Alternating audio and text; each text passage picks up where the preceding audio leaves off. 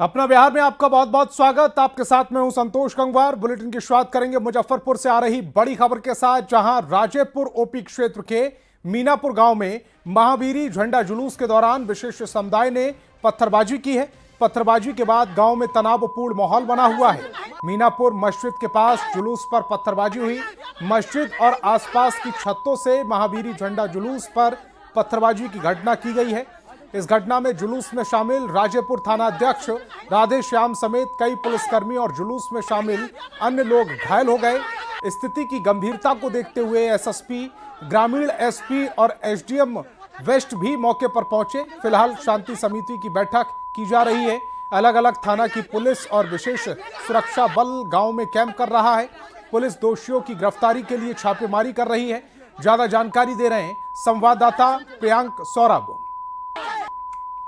जो इसमें उपद्रवी तत्व इन्वॉल्व है उनकी हम लोग वीडियोग्राफी जो की गई है, ड्रोन से भी वीडियोग्राफी की गई थी, उसके आधार पर पहचान कर रहे हैं और उसके बाद जो है गिरफ्तारी के लिए हम लोग हमारी टीम है यहाँ पे, फोर्स हम लोगों ने क्यूआरटी यहाँ पे बुलाई हुई है। मुजफ्फरपुर के मोतीपुर प्रखंड क्षेत्र के राजेपुर थाना क्षेत्र में मीनापुर गांव में महावीरी झंडा जुलूस पर अचानक एक समुदाय विशेष के द्वारा पत्थरबाजी की गई, जिसके बाद स्थिति काफी तनावपूर्ण बनी हुई है। जिसके बाद पूरे गांव में तमाम अलग अलग थानों की पुलिस कैंप कर रही है। अतिरिक्त सुरक्षा बलों की भी तैनाती की गई है। वहीं तमाम सीनियर अधिकारी एसएसपी भी यहाँ पर पहुंचे हुए हैं और गाँव में देखेंगे कि तमाम पुलिस बल जो है वह तैनात है। काफी तनावपूर्ण माहौल है। हालांकि एसएसपी सुशील कुमार ने बताया है कि स्थिति फिलहाल जो है वह सामान्य है, लेकिन कई थानों की पुलिस जो है वह कैंप कर रही है। लेकिन कहीं ना कहीं जिस तरीके से एक धार्मिक जुलूस पर पत्थरबाजी का मामला मुजफ्फरपुर में सामने आया है, इसको लेकर यहां पर दोनों पक्ष में तनाव की स्थिति बनी हुई है और मौके पर पुलिस बल जो है लगातार कैंप कर रही है। खुद एसएसपी और तमाम ग्रामीण एसपी और तमाम जो अधिकारी हैं वह भी गांव में कैंप कर रहे हैं। मुजफ्फरपुर से न्यूज 18 के लिए प्रियांक सौरभ। मुंगेर में पुलिस ने 6 मिनी गन फैक्ट्री का पर्दाफाश किया है। पुलिस ने गंगटा थाना क्षेत्र में पौकड़ी गांव में गोडिया नदी के किनारे छापेमारी कर हथियारों का जखीरा बरामद किया। पुलिस ने मौके से निर्मित और अर्धनिर्मित हथियारों के साथ हथियार बनाने का ढेर सारा औजार बरामद किया। पुलिस ने मौके से 6 बेस मशीन, 3 निर्मित एवं 3 अर्धनिर्मित देसी कट्टा, 7 कारतूस, 1 drill machine, 3 magazine, 4 barrel, 3 mobile के साथ अवैध हथियार बनाने के ढेर सारे उपकरण बरामद किए। साथ ही पुलिस ने मौके से 2 आरोपी को गिरफ्तार किया। 3 लोग भागने में कामयाब रहे। पकड़े गए आरोपी गांव के ही रहने वाले हैं। एक अपराधी बबलू प्रसाद सिंह आर्म्स एक्ट के मामले में जेल जा चुका है। रेड जब हुआ तो बहियार के नज़दीक जब पुलिस पहुंची तो वहां पे कुछ व्यक्ति अवैध हथियार का निर्माण कर रहे थे। उसमें से 2 को पकड़ लिया गया। बाकी 3 जो है वो क्षेत्रफल ऐसा है तो उसका फ़ायदा उठाते हुए भाग गए वहाँ से। और जब उसके एरिया को सर्च किया गया तो वहाँ से हम लोगों को करीबन 6 बेस मशीन मिली हैं जिससे अवैध हथियार का निर्माण कर रहे थे वो लोग। 1 पूर्ण रूप से निर्मित राइफल मिली है, 2 राइफल अर्धनिर्मित हैं वो मिली है, 3 कंट्री मेड वेपन हथियार जो मिले हैं वो पूर्ण रूप से तैयार थे। सुपौल में नशे की तस्करी के खिलाफ पुलिस को एक बड़ी सफलता हाथ लगी है। पुलिस ने करीब 3 करोड़ 43 लाख रुपए का गांजा बरामद किया। पुलिस ने बलुआ बाजार नहर के पास यह कार्रवाई की। पिकअप वैन 46 बोरे में 1718 किलो गांजा बरामद किया गया। छापेमारी के दौरान तस्कर पिकअप वैन छोड़कर फरार हो गए। पुलिस ने गिरोह के सदस्य की तलाश शुरू कर दी है।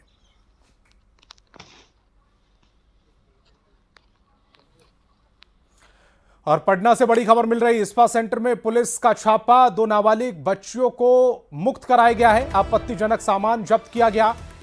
देह व्यापार के साक्ष्य मिले हैं। पुलिस ने स्पा सेंटर को सील किया है। कोतवाली थाना क्षेत्र के डाक बंगला इलाके में कार्रवाई की गई।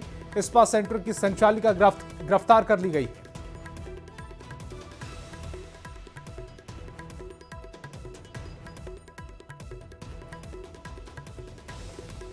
और पटना एम्स में शिवहर के विधायक चेतन आनंद और उनके रिश्तेदार डॉक्टर आयुषी के साथ हुई कथित बदसलूकी और धक्का मुक्की का मामला तूल पकड़ता जा रहा है। बुधवार रात का यह विवाद उस समय और गहरा गया जब विधायक एक मरीज से मिलने एम्स पहुंचे थे। आरोप है कि उनके साथ मौजूद समर्थक और उनका सुरक्षा गार्ड जब आर्म्स लेकर अस्पताल परिसर में प्रवेश कर रहे थे तभी सुरक्षा गार्डों ने उन्हें रोका, जिसके बाद कहासुनी शुरू हुई। देखते ही देखते बात धक्का मुक्की तक पहुंच गई। इस घटना के बाद विधायक चेतन आनंद ने फुलवारी शरीफ थाना में मामला दर्ज कराया है। जानकारी के अनुसार एमएलए के रिश्तेदार डॉक्टर आयुषी द्वारा थाने में आवेदन दिया गया, जिसमें आरोप लगाया गया कि एम्स गार्ड ने बदसलूकी की, मारपीट की। साथ ही एम्स प्रशासन की ओर से एक आवेदन दिया गया जिसमें अस्पताल में नियमों का उल्लंघन और जबरन प्रवेश को लेकर शिकायत दर्ज कराई गई। फिलहाल पुलिस मामले की जांच में जुट गई है। सीसीटीवी फुटेज खंगाले जा रहे हैं।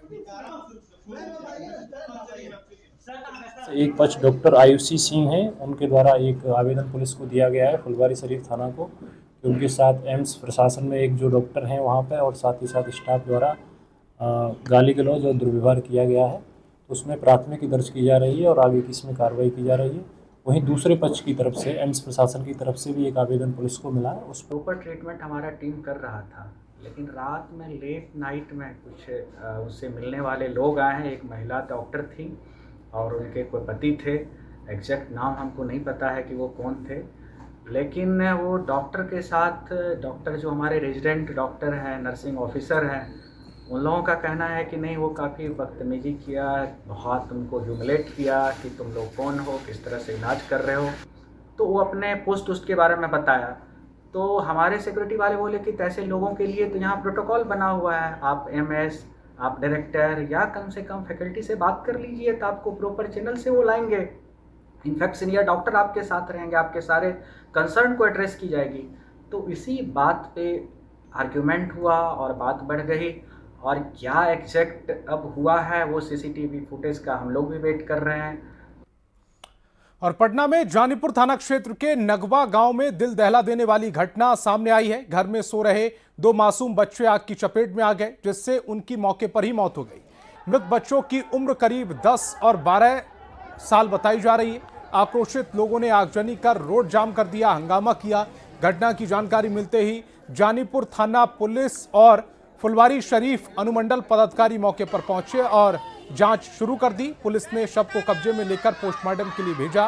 मृतक बच्चों के पिता का आरोप है कि गांव के ही दबंगों ने घर में घुसकर दोनों बच्चों को आग के हवाले कर दिया। ग्रामीणों ने घटना पर संदेह जताते हुए आरोप लगाया कि ये सामान्य हादसा नहीं बल्कि साजिश है। गांव के कुछ दबंगों ने जानबूझकर गांव में आग लगाई है। वहीं पुलिस का कहना है कि मामले के सभी पहलुओं की जांच चल रही है। हत्या की घटना से इनकार नहीं किया जा सकता। घटना हुआ है, आग जला दिया गया है और मार के भाग गया। कौन लोग है, कुछ ऐसा पता चला? कुछ ऐसा कोई जानकारी नहीं है। घटना पे मौजूद थे, हम मौजूद रहते तो हम तो उसको वहीं पर जला देते हैं। मीडिया वाले आप किसी से दुश्मनी वगैरह भी है? कोई दुश्मनी नहीं है हमारा किसी से। दुश्मनी करे वाला आदमी किसकी मौत हुई, कैसे? दोनों को बेड पे जलाया गया है। बेड पर कमरा बंद कर दिया गया। मीडिया वाला पुलिस। और बिहार के बिजली उपभोक्ताओं के लिए 1 अगस्त खास होने वाला है, क्योंकि नीतीश सरकार की घोषणा के मुताबिक बिजली उपभोक्ताओं को 125 यूनिट बिजली फ्री मिलेगी। फ्री बिजली का फायदा शहरी और ग्रामीण इलाकों के रहने वाले उपभोक्ताओं को बराबर मिलेगा। एक अनुमान के मुताबिक बिहार में 1 करोड़ 86 लाख उपभोक्ता हैं, जिसमें 1 करोड़ 67 लाख उपभोक्ता 125 यूनिट बिजली से कम खपत करते हैं। इसके हिसाब से उनका बिजली बिल फ्री हो जाएगा। घोषणा किया है कि 1 अगस्त से बिहार वासियों को 125 यूनिट बिजली फ्री मिलेगी और कल 1 अगस्त है, तो जाहिर तौर पे नीतीश सरकार ने जो घोषणा किया है इसका बड़ा फ़ायदा कल से बिहार वासियों को मिलना शुरू हो जाएगा। और सबसे बड़ी बात है कि इस घोषणा के बाद माना जा रहा है कि ग्रामीण इलाकों में रहने वाले उपभोक्ताओं को बड़ा फ़ायदा होगा और शहरी इलाकों में रहने वाले को भी कुछ फ़ायदा होने की संभावना है। और जाहिर सी बात है 125 यूनिट बिजली का बचत इसी महीने यानी कि 1 अगस्त से इसका फ़ायदा मिलना शुरू हो जाएगा। और सबसे बड़ी बात है कि अगर आप 125 यूनिट से कम बिजली का उपयोग करते हैं तो आपका बिजली बिल शून्य रहेगा। बिहार में एक अनुमान के मुताबिक 1 करोड़ 86 लाख बिजली उपभोक्ता हैं जिन्हें इसका फ़ायदा मिलेगा। और सबसे बड़ी बात है कि 125 यूनिट तक की बिजली बिल्कुल मुफ्त मिलेगी और इसका बड़ा फ़ायदा ग्रामीण इलाकों में रहने वाले उपभोक्ताओं को ज़्यादा मिलने की संभावना है। और सबसे बड़ी बात है कि 1 अगस्त को ये लागू हो जाएगा और पोस्टपेड उपभोक्ताओं के लिए अगस्त में जारी होने वाला जो बिल है उसमें सीधे 125 यूनिट की कटौती के साथ ही तैयार वो बिल होगा। वहीं स्मार्ट प्रीपेड मीटर वालों को 125 यूनिट तक का कोई रिचार्ज नहीं करना होगा। अगर रिचार्ज पहले कर चुके हैं तो उस यूनिट का राशि भी उनके शेष बैलेंस में जुड़ जाएगा। जाहिर सी बात है, नीतीश सरकार के इस फैसले से बिहार वासियों को 1 अगस्त से बड़ा फ़ायदा मिलने जा रहा है। और सबसे बड़ी बात है कि बिहार सरकार की ओर से जो ये घोषणा की गई है वो ग्रामीण और शहरी उपभोक्ता दोनों के लिए समान। और एसआईआर के पहले चरण के बाद बिहार में कल ड्राफ्ट मतदाता सूची जारी होगी। मुख्य चुनाव आयुक्त ने इसकी जानकारी दी। मुख्य चुनाव आयुक्त ने कहा कि बिहार की ड्राफ्ट मतदाता सूची 1 अगस्त 2025 को प्रकाशित की जाएगी। प्रत्येक मान्यता प्राप्त राजनीतिक दल को बिहार के सभी 38 जिलों से संबंधित 38 जिला निर्वाचन पदाधिकारियों द्वारा इसकी भौतिक और डिजिटल प्रतियां प्रदान की जाएंगी। 1 अगस्त से 1 सितंबर 2025 के बीच पात्र मतदाता का नाम छूटने, अपात्र मतदाता का नाम हटाने या किसी प्रविष्टि में सुधार के लिए दावा या आपत्ति दर्ज किया जा सकता है। राजनीतिक दल या मतदाता 1 अगस्त से 1 सितंबर तक दावा या आपत्ति दर्ज करा सकते हैं। ड्राफ्ट मतदाता सूची को निर्वाचन आयोग की साइट voter.eci.gov.in पर देखा जा सकता है। और प्रधानमंत्री मोदी के 75वें जन्मदिन से पहले न्यूज 18 आपके लिए लेकर आया है एक खास सीरीज जिसे हम रोज आप तक पहुंचाते हैं। आज देखिए प्रधानमंत्री मोदी पर सीरीज का अगला एपिसोड, टेक्नो से भी मोदी पार्टी बनी हाईटेक।